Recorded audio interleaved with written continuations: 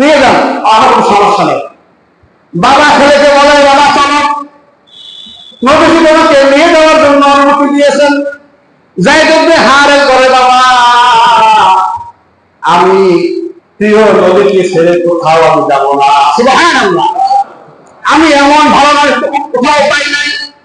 আমার বাবা মায়ের আদর কখনো আমি ভুলি নাই। তার চেয়েও বেশি নবীজি আমাকে আদর দিয়ে, নবীজি আমাকে বাবার আদর দিয়েছেন।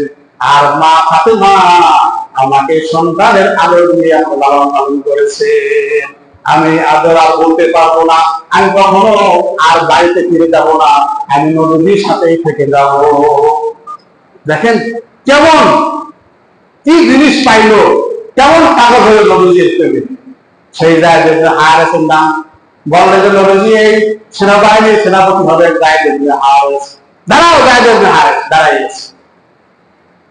এরপরে বললেন জায়েদ ইবনে হারেস শহীদ হয়ে গেলে পরবর্তী সেনাপতি হবে জাফর ইবনে আবি তালেব, নবীজির স্বাস্থ্য ভাই। আবু তালেবের ছেলে জাফর। জাফর কই, দাঁড়াও,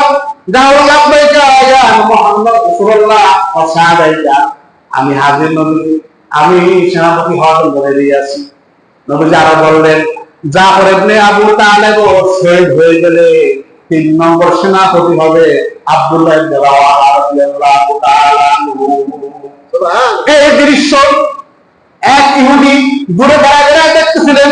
তো নবীজি একের পর এক সেনাপতিদের নাম ঘোষণা করতেছেন। কি আশ্চর্যের বিষয়, সেনাপতি হয় একজন, আজকে হলো কয়জন? 3 জন। কয় হলো?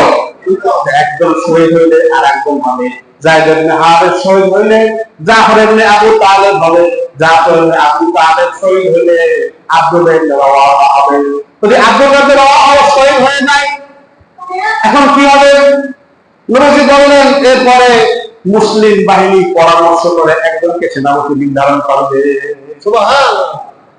ইহুদি বলে নিঃসন্দেহে 3 জন শহীদ হয়ে যাবে, এতে কোনো সন্দেহ নাই। কোনো কি নাই? 3 জন বুঝতে পারছে যে আমরা কেউ আর বেঁচে থাকবো না।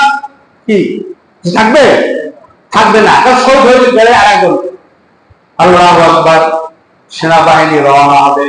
জায়েদ ইবনে হারেস রাদিয়াল্লাহু তাআলা আনহু মা ফাতেমার কাছে এসে বলে, আম্মা গো আমাকে বিদায় দেন, আমি হয়তো আর ফিরে আসবো না, আমি নিশ্চয় শহীদ হয়ে যাব। আমার ভুলটুকি ক্ষমা করে দেন, আমাকে জনমের মতো আমাকে বিদায় করে দেন। এরপরে জাফর ইবনে আবু তালেব ঘরে আসলেন। তার ছোট্ট ছোট্ট কয়েকটি বাচ্চা আছে। তিনি এসে বলেন, স্ত্রী গো আমাকে বিদায় দাও। নবীজি আমাকে দ্বিতীয় সেনাপতি হিসেবে ঘোষণা করেছেন।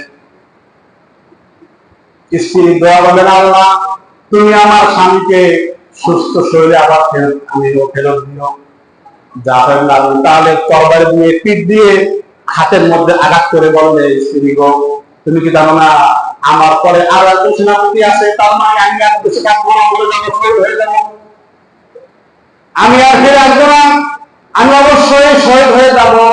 তুমি আমাকে জনমের তরে বিদায় করে দাও। তার সন্তানেরা ছোট ছোট কিসে কিসে আব্বা আব্বা করে ডাকতে ডাকতে অনেক দূর চলে আসলো। আব্বা আমাদের ছেড়ে কোথাও দেন না।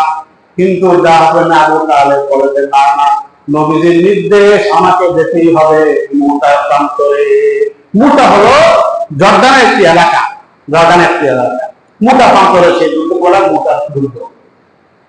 এরপর আব্দুল্লাহ ইবনে রাওয়াহা ছিলেন আনসারী সাহাবী।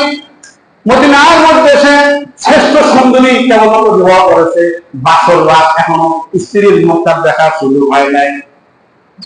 আব্দুল্লাহ ইবনে রাওয়াহা এসে বলে, স্ত্রী গো তোমাকে আমি একবারও দেখতে পারলাম না, সব কেবলমাত্র বিবাহ হইলো, আজকে বাসর করার কথা, তুমি আমাকে বিদায় করে দাও, আমি বিদায় নিয়ে জিহাদের ময়দানে চলে যাচ্ছি। স্ত্রী বলে, স্বামী গো একটিবার ভিতরে আসেন, আপনি গো আমি তো আপনার চেহারাই দেখি নাই, হাসরের ময়দানে কিভাবে আমি আপনাকে চিনব? বাসর রাত করে নাই।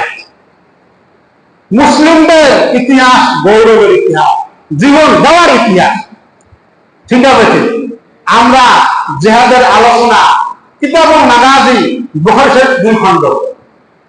দ্বিতীয় খণ্ড হলো কিতাবুল মাগাজি, অর্থাৎ জেহাদের আলোচনা পুরা বুখারীর দ্বিতীয় খণ্ড পুরোপুরি জেহাদের বর্ণনা বুখারী শরীফের, সেখানে এই কথা এই হাদিসে উল্লেখ আছে মুতাযিলদের বর্ণনা বিস্তারিত ভাবে